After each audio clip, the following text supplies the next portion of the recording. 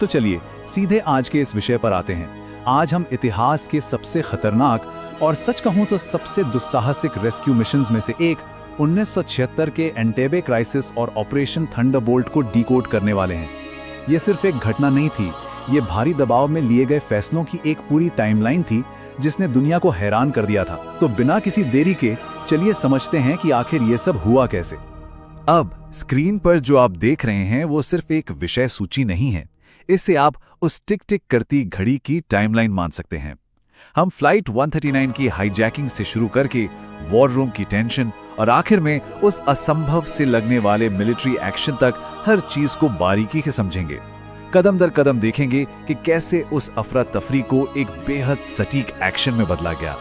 भाग 1, फ्लाइट 139 की हाईजैकिंग, संकट का उत्प्रेरक। एक बेहद आम सी अंतर्राष्ट्रीय उड़ान कैसे अचानक एक भू राजनीतिक दुस्वप्न में बदल गई, आइए इसे देखते हैं।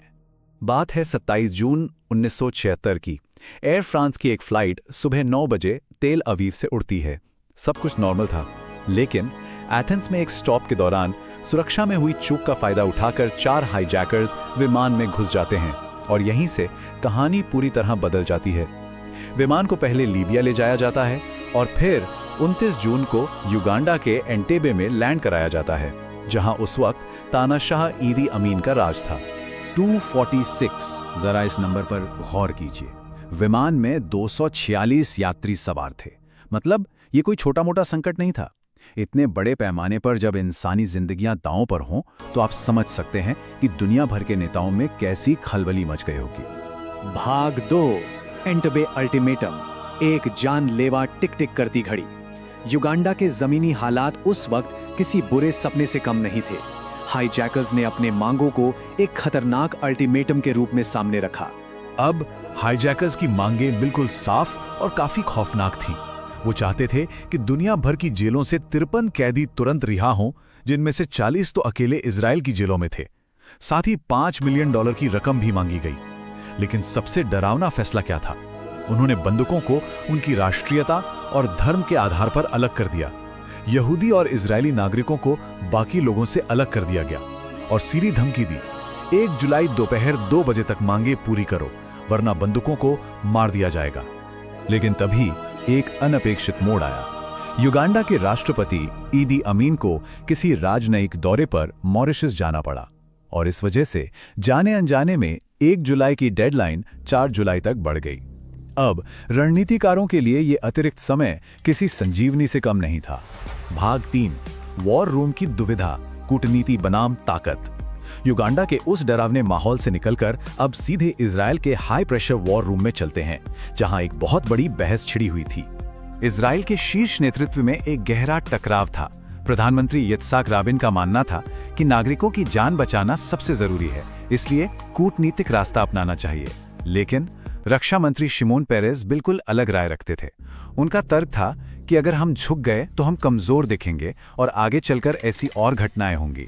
तुरंत जान बचाई जाए या देश का भविष्य सुरक्षित किया जाए, ये एक बहुत बड़ा धर्म संकट था। मिलिट्री ऑप्शन भी सोचे गए, लेकिन शुरुआती प्लान्स खैर उन्हें खारिज करना ही पड़ा। जैसे एक प्लान था लेक विक्टोरिया के रास्ते नेवी भेजना, लेकिन वहां खतरनाक मगरमच्छों का डर था। फिर सोचा गया कि भारी संख्या में पैराट्रूपर्स उतार दें, लेकिन सबसे बड़ी दिक्कत थी कि उन्हें वापस कैसे लाएंगे। कोई पुख्ता प्लान नहीं था और एक सिविल प्लेन भेजने का आइडिया तो पूरी तरह ईदी अमीन के भरोसे पर था, जो बिल्कुल भी विश्वसनीय नहीं था। इससे एक बात साफ होती है कि किसी भी ऑपरेशन में जाने से ज्यादा वहां से सुरक्षित बाहर निकलने का प्लान जरूरी होता है। भाग 4, समय खरीदना और योजना, खुफिया जानकारियों का खजाना। यहीं से असल में गेम पलटा। कूटनीति का इस्तेमाल सिर्फ समय खरीदने के लिए किया गया। 30 जून को हाईजैकर्स ने एक बहुत बड़ी रणनीतिक गलती कर दी। उन्हें लगा कि गैर इजरायली यात्रियों को छोड़कर वो खुद पर से दबाव कम कर लेंगे, इसलिए उन्होंने उन्हें पेरिस भेज दिया। लेकिन इस एक फैसले ने खुफिया जानकारियों का एक जीता जागता खजाना अधिकारियों के हाथ में सौंप दिया। इसके बाद जो हुआ वो कमाल था। कुछ ही घंटों के अंदर रिहा हुए बंधकों से बात करके हाईजैकर्स की संख्या, हथियारों और गार्ड्स की लोकेशन सब पता कर ली गई। यहां तक कि इजरायली कंपनी सोलेल बोने, जिसने असल में वो पुराना एंटेबे टर्मिनल बनाया था, उससे उस बिल्डिंग के पुराने ब्लूप्रिंट्स भी निकाल लिए गए। और रातों रात एक हूबहू मॉडल तैयार किया गया ताकि कमांडोज तुरंत प्रैक्टिस शुरू कर सकें। नामुमकिन लगने वाली चीज अचानक एक सॉलिड प्लान में बदल रही थी। भाग 5, अंतिम सैन्य निर्णय, ऑपरेशन थंडरबोल्ट। इन खुफिया जानकारियों ने वॉर रूम का रुख पूरी तरह बदल दिया और यही अंतिम निर्णय लिया गया जिसे हम ऑपरेशन थंडरबोल्ट के नाम से जानते हैं। लेकिन अब भी एक बहुत बड़ा सवाल खड़ा था।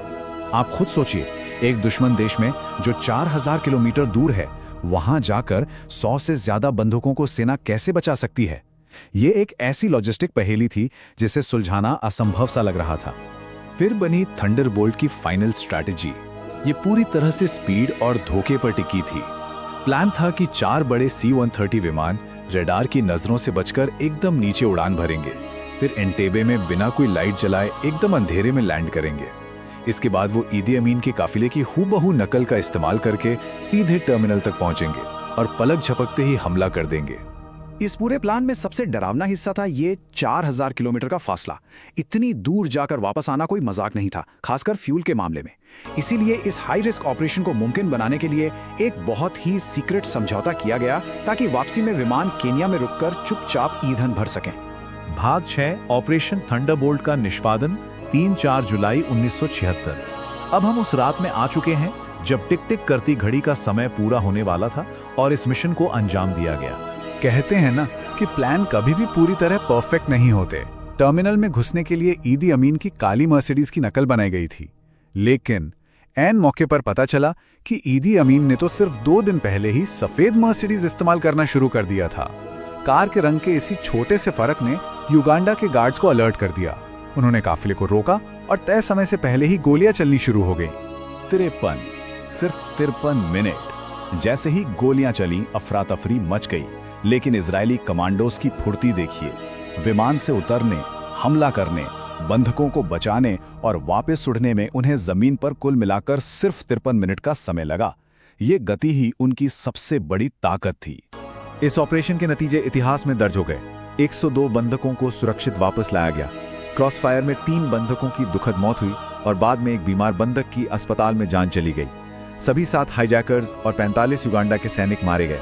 कोई पीछा न कर सके, इसलिए कमांडोज ने युगांडा के 11 मिग फाइटर जेट्स को भी जमीन पर ही तबाह कर दिया। लेकिन इस सब के बीच इजराइल ने अपने मिशन लीडर योनी नेतन्याहू को खो दिया।